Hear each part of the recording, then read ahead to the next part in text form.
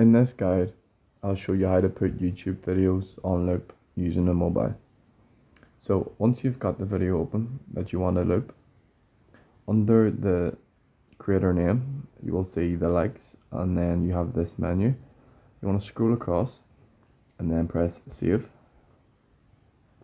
It's going to say save to recent playlist. You're going to press change, and what we need to do is create a new playlist to put it inside of. So we're just going to call it loop and then create it.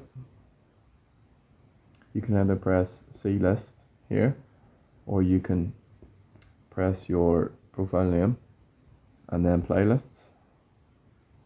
Press on loop. After that, you want to press on this play all button. That's going to load the video, and this menu will appear, and you'll see that the loop button also appears, which is just here, and we can see that it's now selected. So if I come to the end of this video,